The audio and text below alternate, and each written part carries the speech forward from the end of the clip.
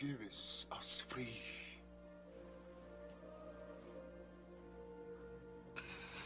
Give us free. Your Honor, please instruct the defendant that he cannot disrupt these proceedings with such outbursts. Give us free. Give us free. If we are to have any semblance of order in this country, Give us free.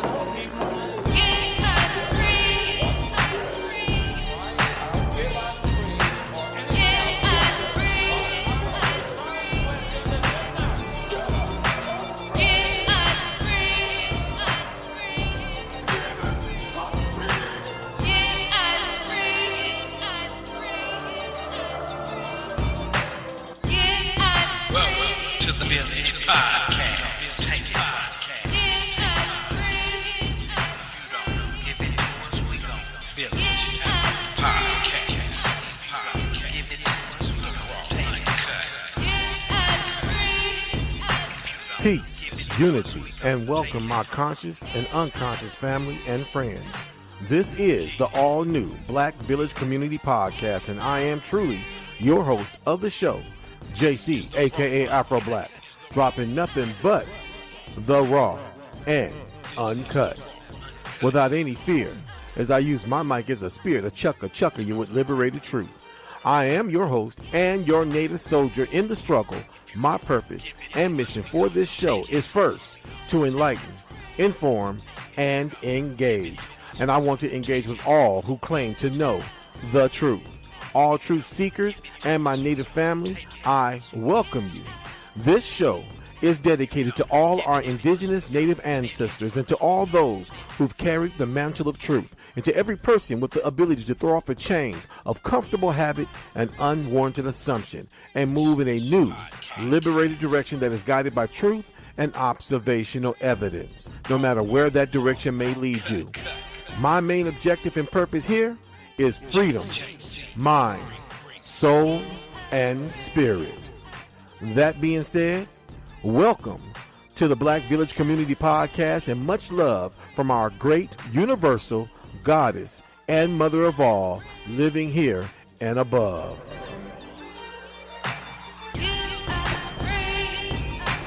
DC in the house.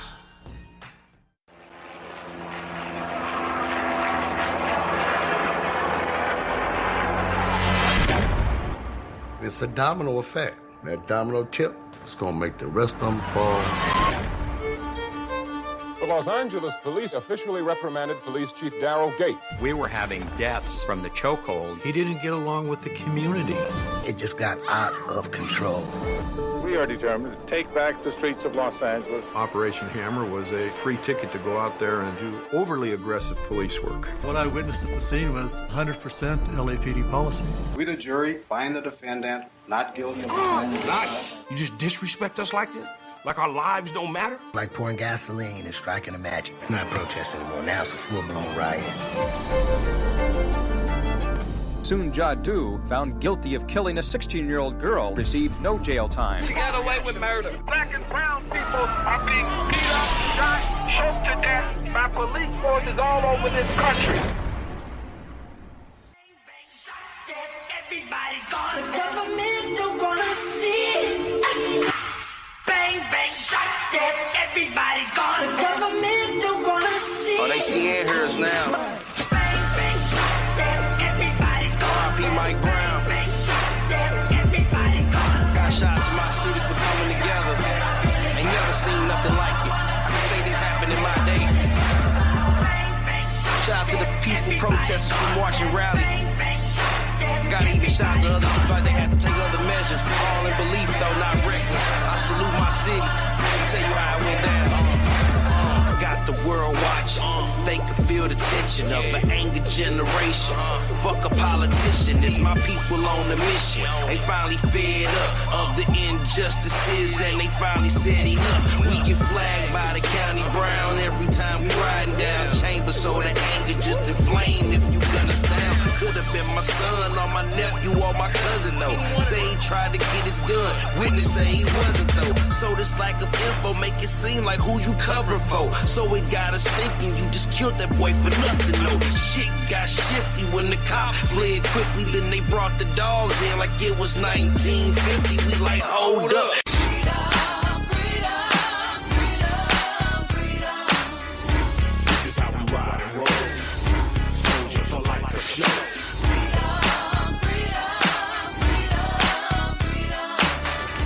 Hey, this is JC, aka Afro Black, and I am here with you for another delicious Black Sunday to share nothing but the raw and uncut, as always, here on the Black Village Community Podcast. And I'm here for another delicious Black Sunday to share, to communicate, to reverberate on nothing but truth. You feel me?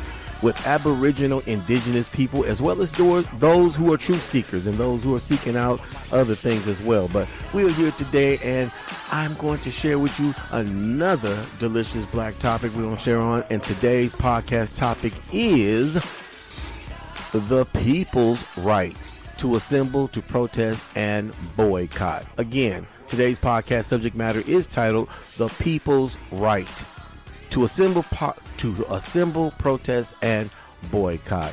And so I'm going to discuss why I chose this podcast subject matter to discuss today, and I'm going to reverberate on some things. And so the intro that you heard today's podcast show, which was a brother by the name of Keem. His name is Keem, and the title of that cut is Frontline. And as you heard it right, that was Michael Jackson being looped on that tight-ass cut that you just heard, that conscious. You heard it, that rap, that hip-hop. And I also, that what you heard before then was also an intro to a documentary called Let It Fall. And so that was a documentary that was done on the riot that happened in Los Angeles back in 1992. And so we're going to talk about why I chose the intro, why I chose the podcast subject matter that we're going to be discussing as well. And this all ties in together with today's podcast subject matter, which is does it help us or does it hurt us to protest today? So let me change my music to a little bit more something to lay back to reverberate to.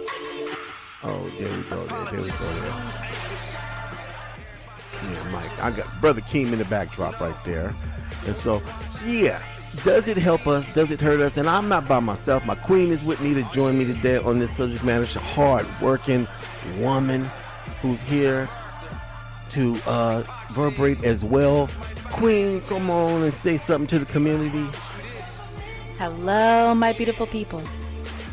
And so we are here to talk. We're here to talk about something. We vote. I vote. My queen vote. We vote. We didn't vote this last election, and so protesting, voting, all that goes hand in hand. A lot of people out there will be boycotting. People out there who are assembling and protesting against things that they disagree with, things that don't benefit the community. A lot of those people out there, most of those people out there, a lot of them are voters. A lot of them are not voters. Some people are protesting for different things. But the question is, does it help us? Does it help us? Does it help us? Does it harm us? Does it make things better for us? Is it protesting in today's environment the same as it was in yesterday's environment, back in the 1950s and the 1960s, when we had Martin Luther King and we had many other civil rights activists and leaders and church leaders as well? It's important to bring it to the fact that you had a lot of church leaders back in the 1950s and the 60s that took stands for civil liberties and civil issues and things that they wanted to stand up for to benefit the community, or things that was happening that wasn't benefiting the community, like police brutality. Church leaders stood up back then. Where are these leaders today? So we want to reverberate on that today. Queen, let you comment before we get deeper into the subject matter. Bring your subject matter, your voice to the table about the people's right to assemble, to protest, and boycott before I take this to the next level. I want your input, because you've been going for a while. Talk to the community. Well, in my opinion, protesting, assembling, and bringing awareness to injustices is only part of a factor to where we need to change. What we need to change doesn't just end at the protests. It needs to go even further to enact laws and legislations to change the injustices that are happening. I totally agree. I mean, again, back in the 1950s and the 60s, and the reason why that's talked about as the civil rights movement and time in chronology of time of our history is due to the fact that it was the height. It was at the highest of people assembling, protesting, boycotting, sitting ins, doing whatever they did necessary to draw attention to what was going on. That's another question. What is the point of protesting? There's different methods to protesting, different strategies and methodologies to protesting. But what is the real point of protesting? So let's go to what gives us our right, or what gives us what most people think is our right to protest in this country. Queen, you want to read that? What is it? Our constitutional right is up under the First Amendment, which gives us our constitutional right.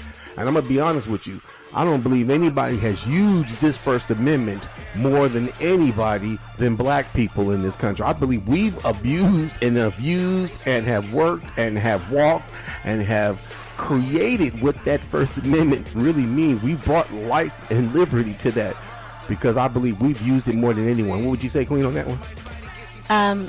The First Amendment does give us the right to peaceably to assemble and to petition the government for a readdress of grievances, which is where a lot of us get the freedom of and the right to protest and to march and assemble. But as I was reading on a law site, even though those are given there, the government has also made sure it was okay and the right for them to set restrictions on that right there by making it to where you had to have either a permit, depending on where you're at, before you can even protest there, and the date and time of when you are doing it, making sure it's not interfering with something else that's going on that same day.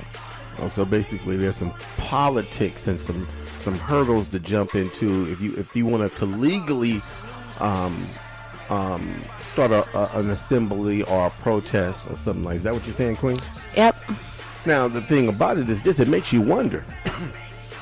Everybody got the right to the freedom of right to speech, or we got the freedom of protest. I'm looking at it right now. The First Amendment says the First Amendment states that Congress shall make no law respecting an establishment of religion or prohibiting the free exercise thereof, or abridging the freedom of speech, or the press, or the right of the people to peaceably to assemble and petition the government for a readdress of grievance.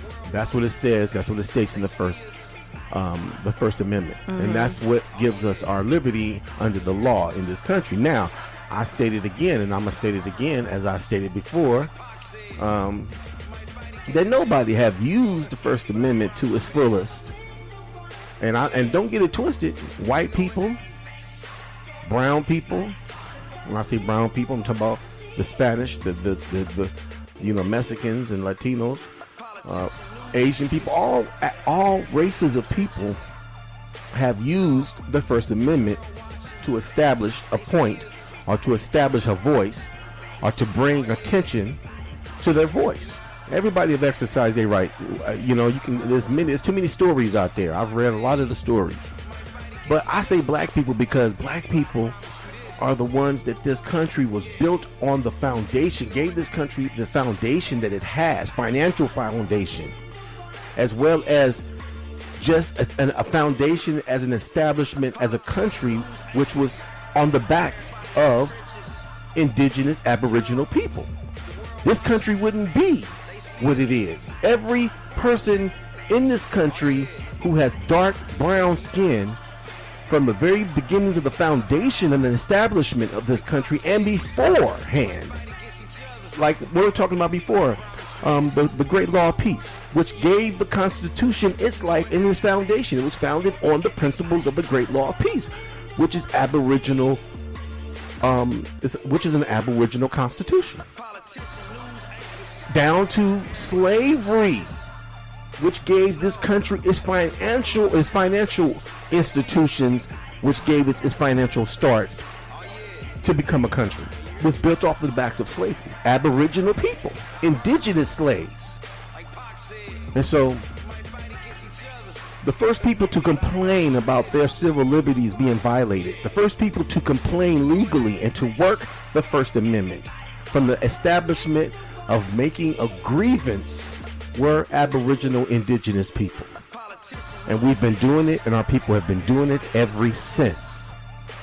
So this is what leads me to talk about, again, does it help or does it hurt today for us to protest? Are we getting the same reaction?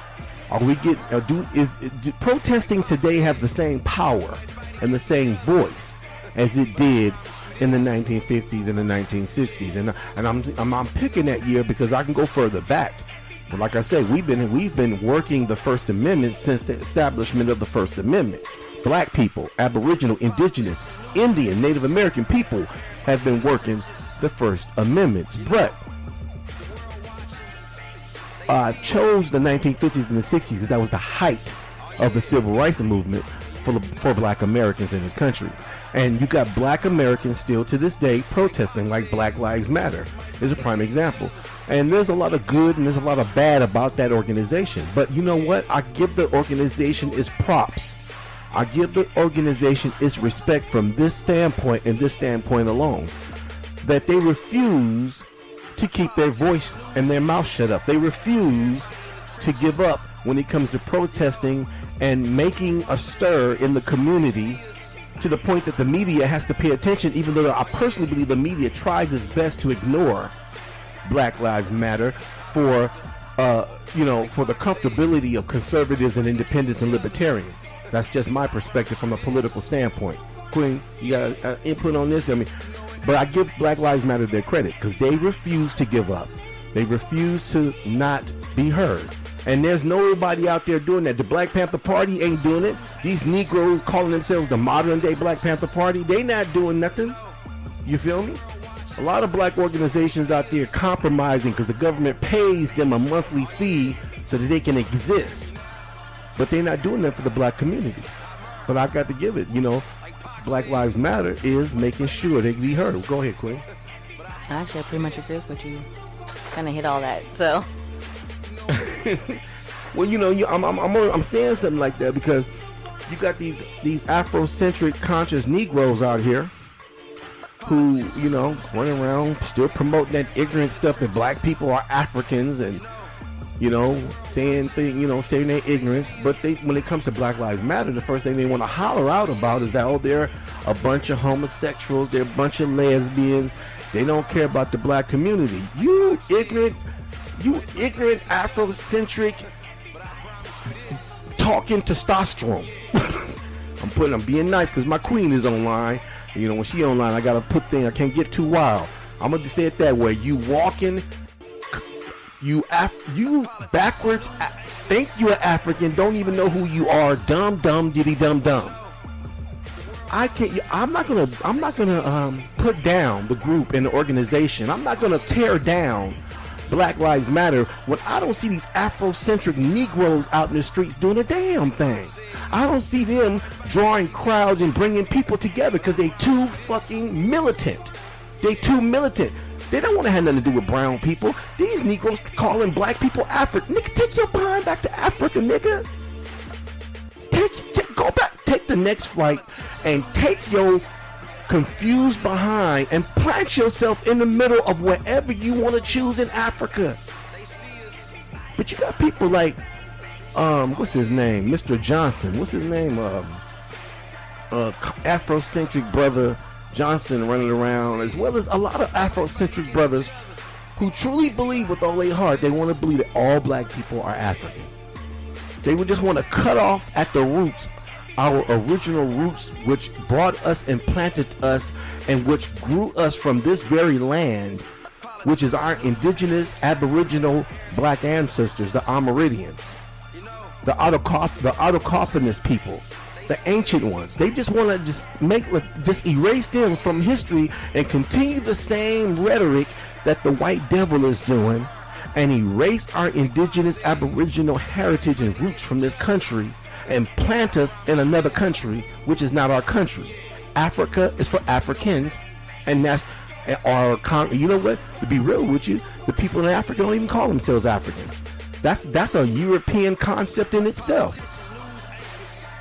You know, they trying to plant us in another continent, another black continent by black indigenous people. When our indigenous black ancestors, our indigenous aboriginal ancestors are from America. I'm getting off the protest thing. But that's how protests start. And that's what we should be protesting.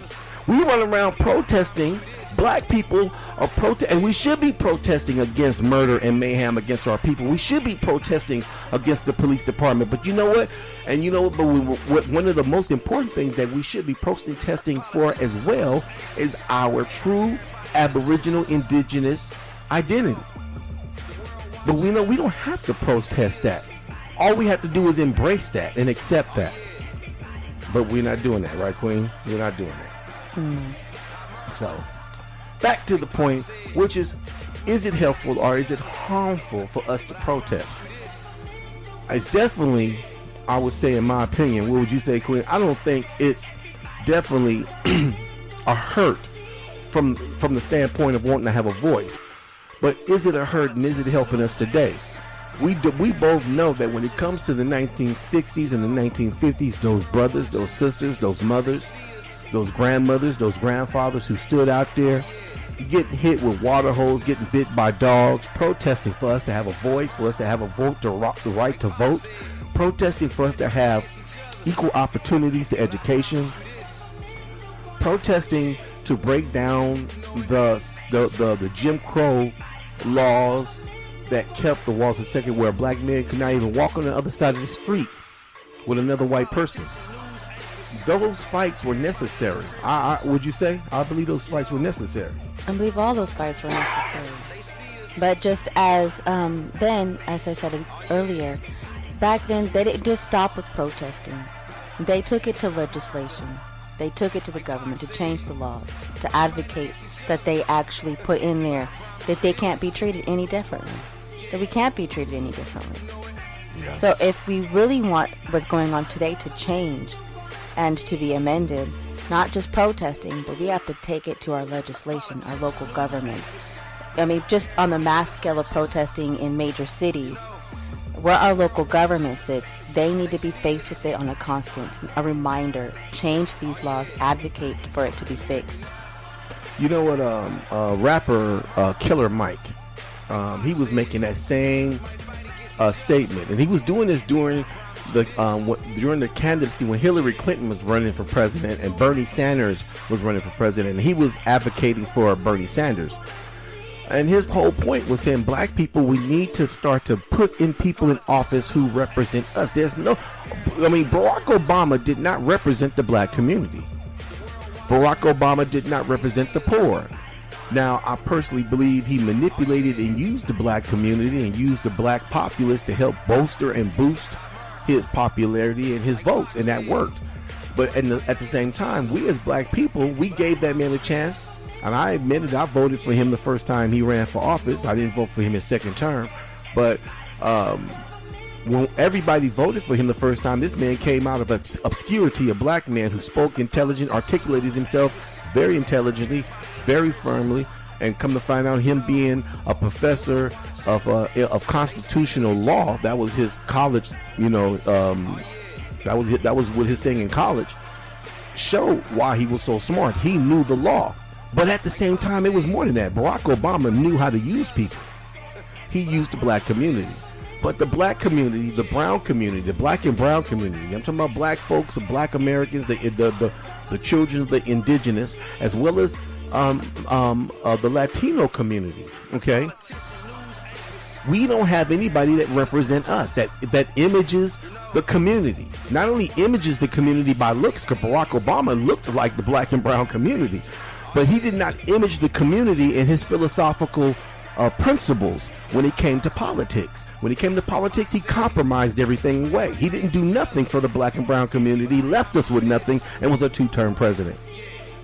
But when it comes to the local level, and that's what Killer Mike was talking about, on a show. I saw him on the show with Bernie Sanders during Bernie Sanders' candidacy, and also on the Real Time with Bill Maher. And he was talking about how we don't even elect our local officials to our benefit. And that's something what you're talking about, Queen, about us starting on the local level, putting people that benefit our communities, to help benefit our people. Put them people on the local level in office that represent us. Right now, we keep putting tokens. A token is what is a token? A token is somebody with a minority face that don't work for the minority principles and don't work for the minority interests, but work for the interest of whoever giving them the most money. A lapdog, a monkey, a house nigga. That's what a token is. And that's right now that's all we have in offices and different levels of government, county, state, and federal level offices. We got a bunch of tokens. We got to put people in office who we know represent, who understand, comprehend, and who can relate and can be the voice of the people. And that's what we got to do. That's what we must do. That's the next step for the black and brown community. I got to give it, Queen, talking about our son, our oldest son, who finished his degree at the University of Merced this past year. And he's telling me, my son was telling me he wants to further his education and get his law degree. And I said, well, what you want to do? You get a law degree. You want to start your own firm? So he said, Dad, I want to work in the government. I said, there you go. That's what I want. You feel me? That's what my son, he knows the plight of his people's situation. It made me feel good to hear my son wanting to work. Now I just want to see this thing blossom and grow. And this is what we got to do as a people. We got to train our children to do what they want to do. And you know, as long as it's in the best interest of the family and the community and us as a people. And that's when it comes to government, that's what we got to do. We got to make sure our kids are on the right and narrow with not disconnecting themselves from their family and their community. And that's what has happened. Our people right now are so disconnected.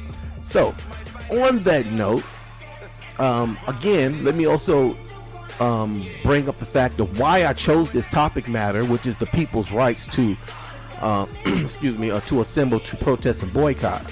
It's just looking at the fact that, you know, as me being a person who researches and studies, I keep up and I watch the media. I watch the news. And I'm constantly, man, as I'm watching the news, Queen, I'm constantly seeing protests still going on. Protests still going on. Our people are still protesting. You feel me? And that seems like that's something that we cannot get away from, is that we're constantly protesting because of the onslaught and the continual things that are not changing when it comes to laws, when it comes to things that affect black and brown people. And it seems like, you know, white folks, they care about animals. They're protest for animals. They're protest for things that they believe in. But when it comes to black and brown people, today we're starting to see more and more white people out there. Would you agree, Queen? There's more and more white people out there who is standing up, protesting on the behalf of black and brown people today. When I saw the Charlottesville thing, you know, them people, and they was, and them protesters, the opposition protesters that was protesting against the white nationalists in Charlottesville, was mostly white folks. It was mostly white folks out there protesting against other white people. I mean, that was a beautiful thing to see. You see it, Queen? It was. You know, it was, and I'm glad to see that there's more and more stepping up and coming out and going against what they know is wrong. And it's something that you've said for a while. In order for things to truly change, the white people who have the power to do something need to step up and do something. And here we're starting to see them do that. Exactly. I mean, like I was telling a relative, the other day, you know, a conversation I had with a long-time maintenance worker, and he's talking about why, you know, Black Lives Matter and black people protesting, and he said black people should protest against police brutality, but he said, what about the bigger picture of black on black crime? And I was like, you know, in my own mind, I'm thinking that's just another, again, a constant political game of dodge and deflect. And I told him, look, I said, if you want to know what the real answer is, is for white people to face white people, for white people to face their family, face their friends, face their neighbors, face their co-workers when it comes to racism, when it comes to white supremacy. Willing to stand up against the wrong and say that it's wrong and not back down because they're afraid of how they're going to be treated. I say until white people face the racism in their own family, racism in their own community, racism on their job, and willing to tell it like it is and stand up to it, we're going to continue to have these issues. But when it comes to black on black crimes, I said there's white on white crimes, brown on brown crimes, Asian on Asian crimes. You feel me? Latino on Latino crimes. There's crimes in every ethnic circle. That's just a dodge and deploy game, and to get people off of the real issue, which is what? The fact that people have become numb to what police brutality do to minorities in this country. And you know what? Obviously, a group of white people are waking up and realizing, you know what? We can't be numb to this. And that's them who are going out there, like the girl who died, because that guy who mowed through the Charlottesville protesters with his car, killing that girl. Her name is Heather. I can't remember her last name, but her name is Heather. And she was out there protesting against the white nationalists. So, and that's why I say, you got these house Negroes out here who are talking against Black Lives Matter, and I think they're wrong. No matter what you say, they got their issues. They have had their financial issues. Whatever issues, I can't take away credit from the fact that they are the ones that's standing out there saying it's wrong for unarmed black men to be killed. And you know what? I'm going to play this right now to prove my point right now, and we shall return right after this audio cast.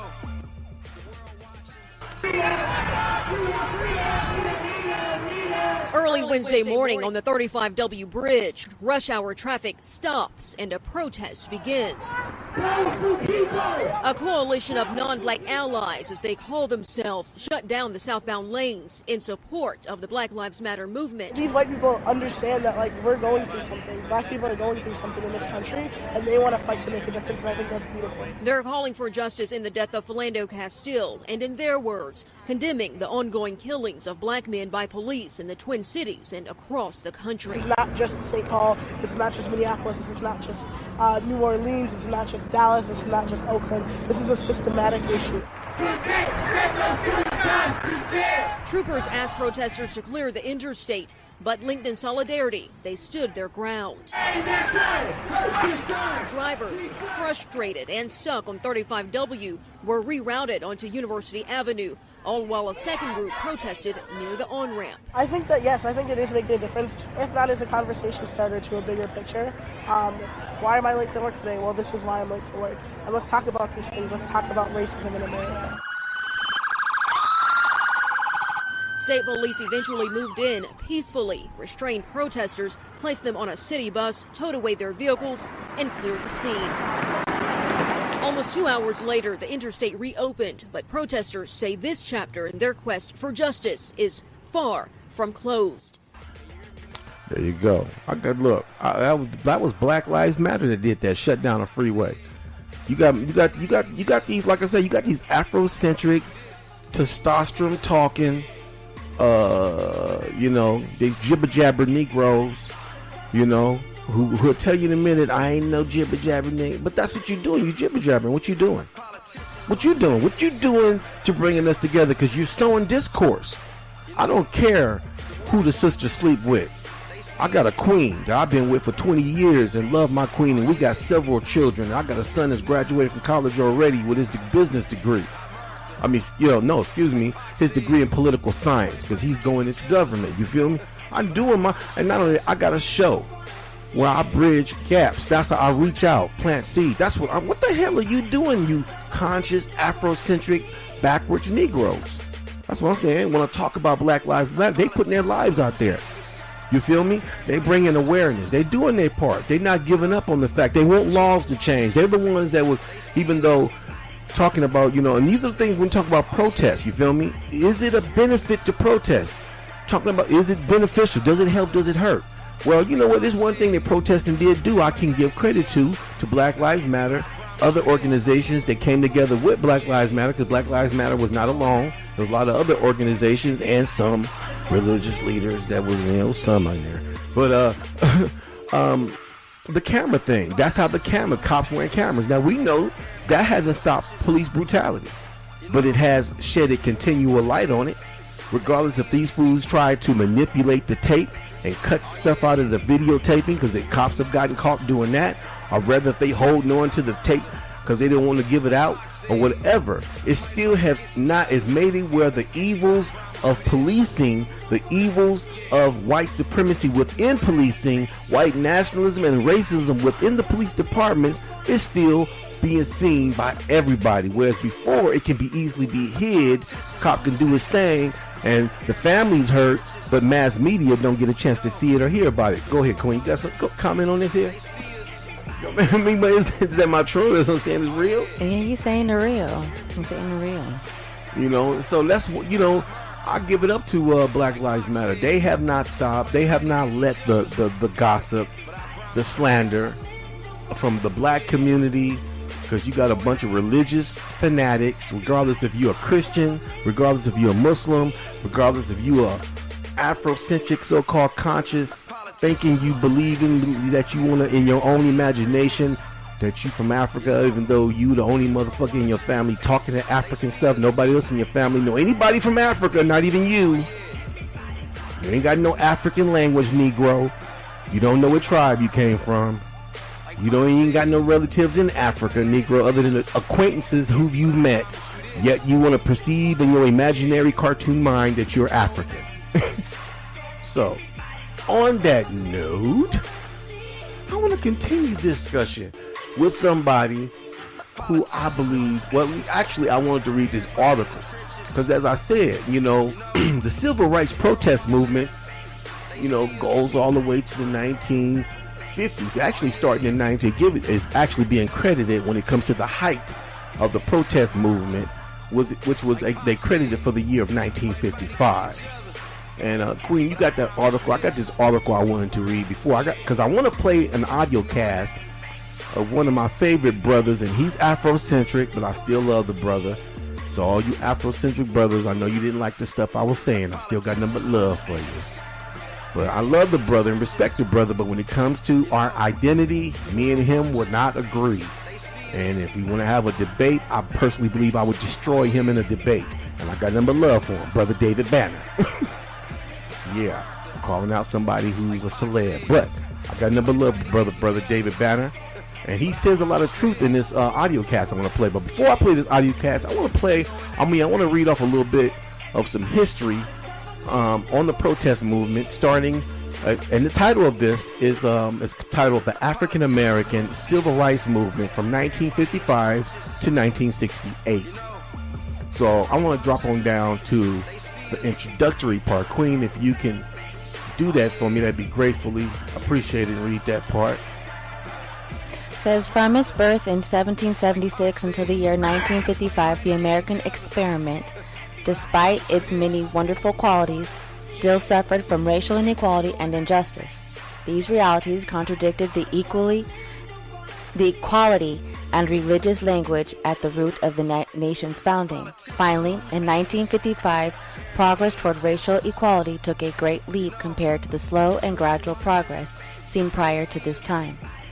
The champions of the civil rights movement always included religious language in their battle for justice and wholesome race relations. With the defeat of the Confederate States of America at the end of the Civil War, the nation entered a 12-year period, 1865 to 1877, known as the Reconstruction. But from 1877 through to the end of the century, there arose a tragic proliferation of racial discriminatory laws and violence targeted at American blacks. Scholars generally agree that this period stands as the nadir of American race relations. Even though Congress had adopted the 14th Amendment to guarantee equal protection of blacks in the states of Texas, Louisiana, Mississippi, Alabama, Georgia, Florida, South Carolina, North Carolina, Virginia, Arkansas, Tennessee, Oklahoma, and Kansas, there emerged elected, appointed, and or higher government officials who began to require and or permit flagrant discrimination by way of various mechanisms. These included 1. Racial segregation, upheld by the United States Supreme Court decision in Plessy v. Ferguson in 1896, which was legally mandated regionally by the southern states and nationally at the local level of government. 2. Voter suppression or disenfranchisement in the southern states. 3. Denial of economic opportunity or resources nationwide. And 4. Both private and public acts of terroristic violence aimed at American blacks. All right, stop right there. This what you just read. I want to stop it right there. The reason why, because these 4 points that's pointed out are the very reasons which sparked the fire of the civil rights movement starting in 1955. Okay, and so today, black people live much more comfortably economically. When you look at these 4 points, the first point she says racial segregation, which was upheld by United States Supreme Court decision by Plessy versus Ferguson in 1896. Okay, and it was really enforced by that segregation, which generated and birthed Jim Crow. Okay, and it says 2. Voter suppression and disenfranchisement in the southern states. 3. Denial of economic opportunity or resources nationwide. That means they were purposely keeping black people in economic poverty. This is the third point. This says denial of economic opportunity or resources nationwide. They were purposely keeping black people in the state of economic and educational poverty, keeping us back. This was back in the early 1800s and through the 1800s and through the 1900s, all the way up into 1955, which sparked the fire, which sparked the civil rights movement. Then in the 4th point, both private public acts of terroristic violence aimed at American blacks, violence that was often aided and abetted by government authorities. So we know why the protest and why the civil rights, because you cannot separate protesting from the civil rights movement when it comes to black people. When you look at the history of public peacefully protesting. Okay, so I want to drop this down to the paragraph right here where it says prior to the civil rights movement. You see that, Queen? Yeah, I got it. Okay, go ahead, please. Prior to the civil rights movement of 1955 through 1968, conventional strategies employed by abolish discrimination against American blacks included efforts at legislation and lobbying by traditional organizations such as the National Association of the Advancement of Colored People, NAACP. These efforts had been the hallmark of the American Civil Rights Movement from 1896 to 1954. However, by 1955, due to the policy of massive resistance displayed by the intransigent proponents of racial segregation and voter suppression, conscientious private citizens became dismayed at gratuitous approaches to effectuate desegregation by governmental fiat. In response, civil rights devotees adopted a dual strategy of direct action combined with nonviolent resistance, employing acts of civil disobedience. Such acts served as incite crisis situations between civil rights proponents and governmental authorities. These authorities, at the federal, state, and local levels, typically had to respond with immediate action in order to end the crisis scenarios, and the outcomes were increasingly deemed as favorable to the protesters in their cause. Some of the different forms of civil disobedience employed included boycotts, as successful practiced by the Montgomery bus boycott in 1955-1956 in Alabama, sit-ins, as demonstrated by the influential Greensboro sit-in in 1960 in North Carolina, and protest marches, as exhibited by the Selma to Montgomery marches in 1965 in Alabama. Noted achievements of the civil rights movements are: 1. The legal victory of the Brown versus Board of Education 1954 case that overturned the legal doctrine of separate but equal and made segregation illegal and permissible. 2. Passage of the Civil Rights Acts of 1964 that banned discrimination in employment practices and public accommodations. 3. Passing the Voting Rights Act of 1965 that safeguarded blacks' suffrage.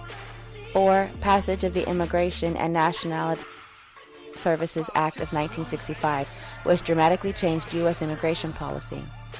And 5. Passage of the Civil Rights Act of 1968 that banned discrimination in the sale and or rental of housing. Okay, now you just read that the things that were passed from the 50s to the 1960s, from 1954 all the way to 1968, which was the fifth thing that you mentioned, which was the passage of the Civil Rights Act of 1968 that banned discrimination in the sale or rental of, sale of rental housing, basically discriminating against black people in housing. Which now all this was due to protesting, boycotts, sit-ins, marches, which was effective back then and done under the methodology of nonviolent passive resistance type of methodology and strategics of protesting. Okay, and this is important because there's different styles and there's different methods of and strategies of protesting. Some are violent, some are non-violent. I'm gonna do another podcast and I'm gonna talk about the group, today's group that's talked about, called Antifa, and their method of protesting and their method of activism within the protest movement. They have a methodology. A lot of people don't like it. They try to say it's violent and all that, but I know where I know where their methods come from. It's from my favorite activist, Franz Fanon. I love the brother, Franz Omar Fanon. He's the father of the anarchy movement when it comes in the anarchy movement of protesting, which is not always peaceful, okay? But but those in the press want to give them guys a bad, image, and so they say negative things about them. I'm gonna do a whole podcast on them as well. But right now we're talking about the rights of the people. And what is that right? The right to assemble, protest, and boycott. The right to march, the right to voice your thoughts and opinions. Now, you got those on the other side, on the opposing side, who believe they have the right to protest and to voice their opinion, even if it's violent. And that's where it goes against the Constitution, because anything that brings a disturbance to the public where people are unsafe, and this is what I'm talking about. I got this right here from the ACLU, Your Right to Protest. I'm going to read this right here. It's called Your Right to Protest by the ACLU. All right. It says, right to protest, the right to protest shirts, you have a constitutionally protected right to engage in peaceful protest in traditional public forums such as streets, sidewalks, or parks. But in some cases, the government can impose restrictions on this kind of activity by requiring permits. This is the constitutional. This is the constitutional as long as the permit requirements are permissible or reasonable, and treat all groups the same no matter what their focus of their rally protest. Now, it's important to know that I found out that back in the 1950s and the 1960s, a lot of the protests that Martin Luther King and a lot of other civil rights leaders engaged in was the only reason why it was allowed and permitted is because of the ACLU. Lawyers from the ACLU that fought for them so they can have the right to protest, because back then you had a lot of white people that was trying to restrict and was trying to stop black people from protesting. Now, well, today you have a lot of white nationalist organizations that want to do the same thing, and as a result, the ACLU, who doesn't discriminate, they represented these people. They represented a lot of white nationalist groups. Now, I want you to know, now they've changed their platform, and they say they're not going to do that no more. Okay, they say they're not going to represent them no more. But you can go to their site. This information I'm reading right now is called Your Right to Protest by the ACLU. You can go find it. You can pull it up off the internet. It talks about your limitations. It talks about your speech limitations. Right here, it says limitations on speech. The First Amendment does not protect speech that is combined with the violation of the establishment of laws, such as trespassing, disobeying, or interfering with a lawful order of a police officer. Also, unprotected or malicious statements about public officials or obscene speech. Although an inflammatory speaker cannot be punished for merely arousing an audience, a speaker can be arrested for incitement if he or she advocates imminent violence or specifically provokes people to commit unlawful actions. So the ACLU got it covered. I mean, they let you know what you can and cannot do when it comes to public protesting. Limitations on actions, all this is right here on their website.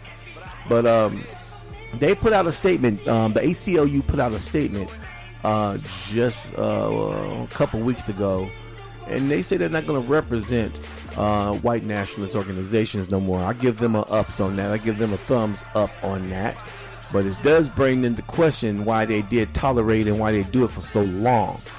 But I want to play somebody, like I said, Brother David Banner. I would love to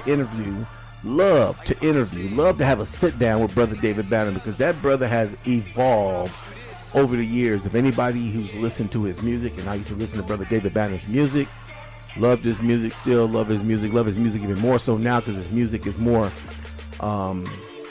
militant, more conscious now on behalf of black people. But we don't agree on the identity thing. He believes in that Pan-African stuff, and I don't believe in that. So on that note, let me play Brother David Banner, and we shall return after this.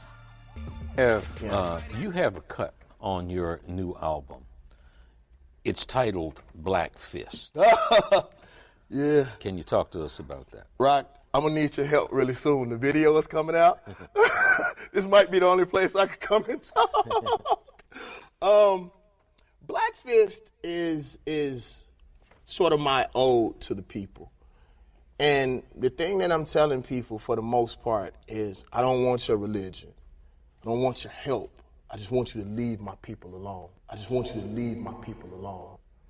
You know, they always tell black people to get their stuff together, but every time we get it together, you burn it down. Or you find a way to put fraud on top of it. Because the truth is we are the child race of America. And us being ignorant financially, socially, and mentally, we spend like children.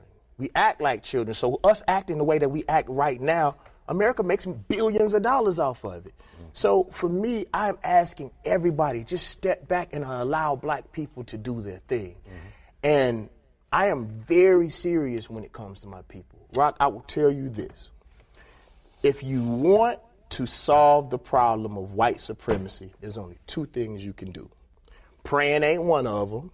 Marching ain't one of them. Debating with your enemy is not one of them. There's only two things white supremacy respects. It's the loss of life and the loss of finance. It's the loss of life and the loss of finance. When they passed that law in Mississippi and in North Carolina, what did they do? They contacted PayPal, and PayPal said they're pulling their pulling their contract and their company out of North Carolina. That is what Black Fist is about. It's about you're either going to affect finances or you're going to affect somebody's lives. If those cops felt like if they killed a black man, woman, or child, and something was going to happen to their family or going to happen to them personally, they wouldn't do it. They wouldn't do it. They wouldn't do it.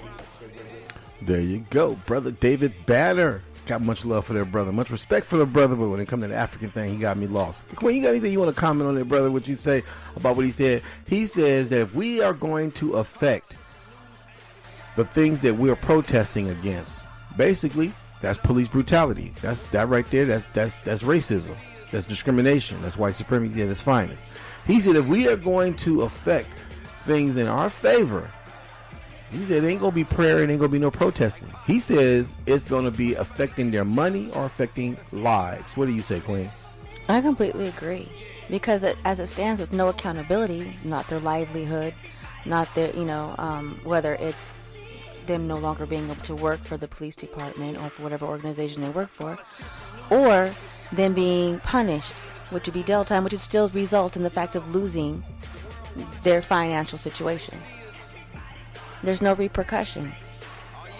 Yeah. Because they're not faced with any repercussion whatsoever.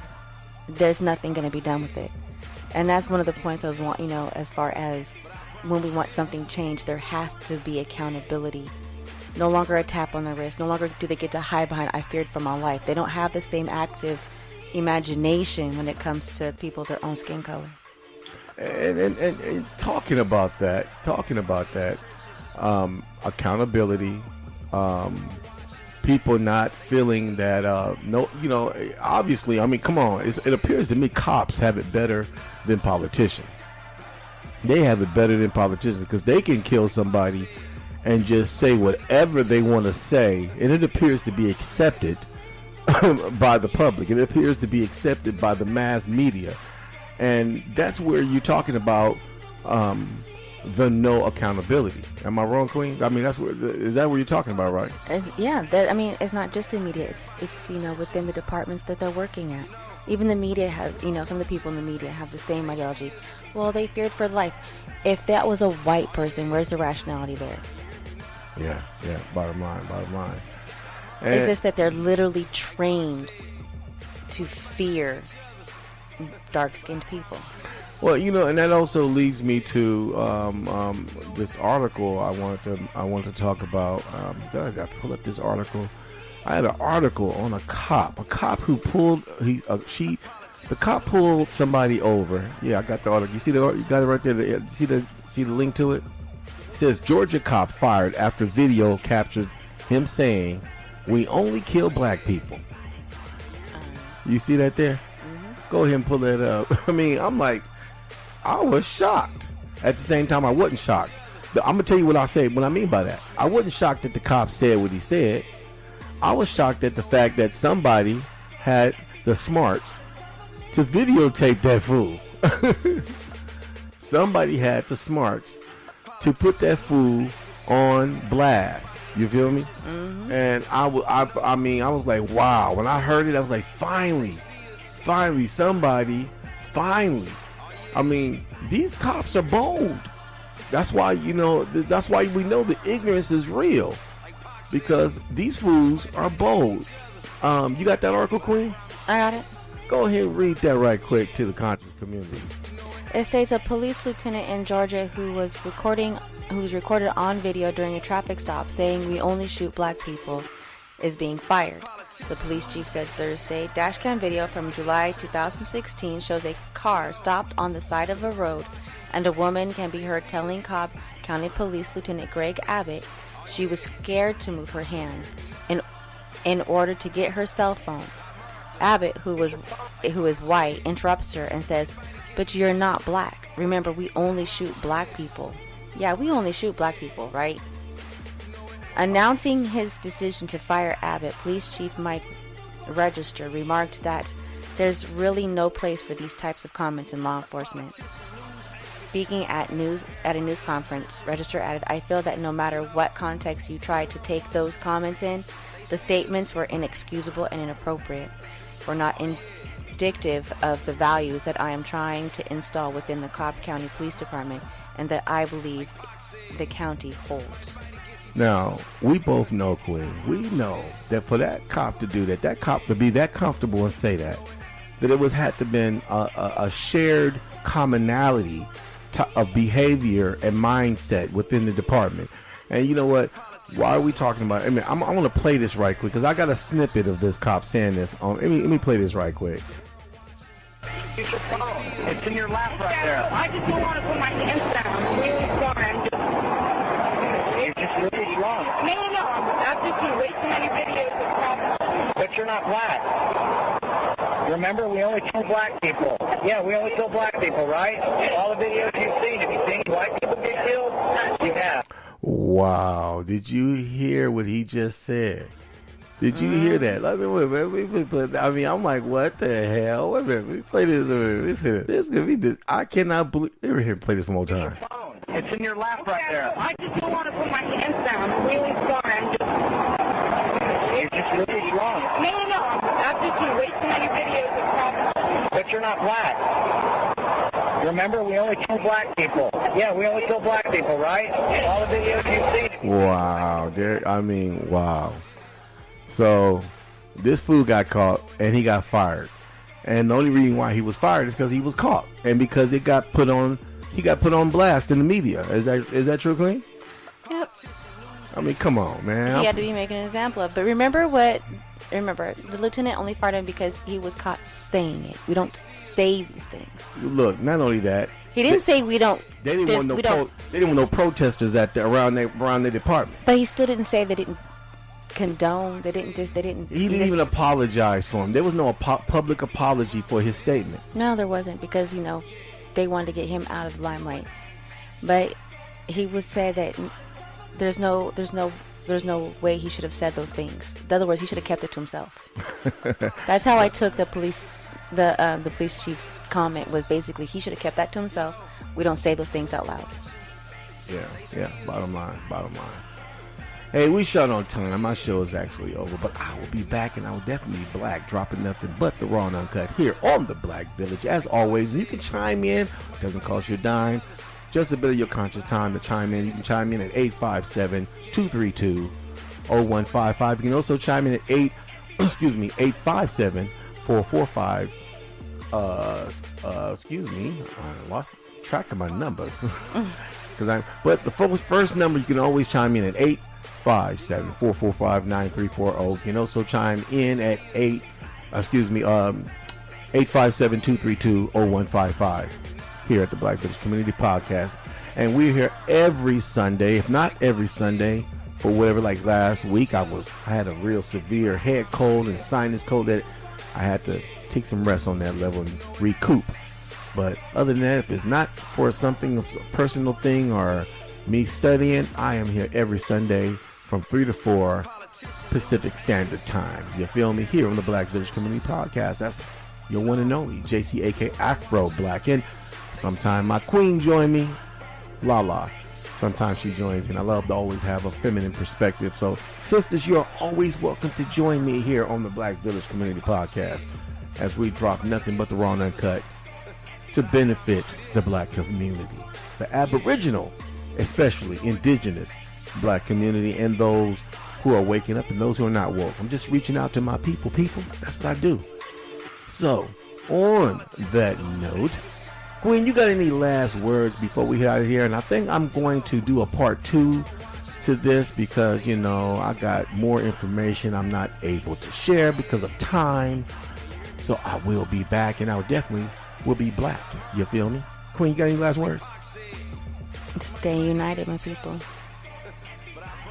As she say, we must stay united. And so the whole point of today's podcast, and I got other things I didn't get a chance to share, like the core belief of Martin Luther King. Martin Luther King, and did Martin Luther King stay on that same note of nonviolence and passive resistance? I want you to know, 2 years before he passed away, Martin Luther King was rethinking and changing his mindset on passive resistance protesting. So I will be sharing that next week, some of Martin Luther King's methods and some of the information on the fact that he was changing his position.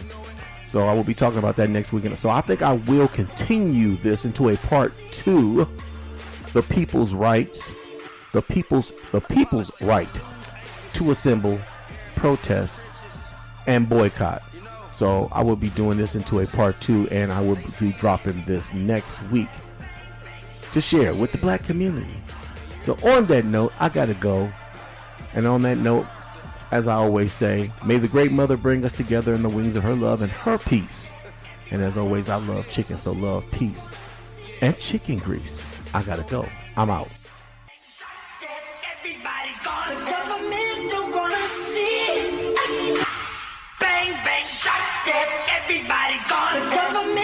wanna see. Oh, they seeing hers now.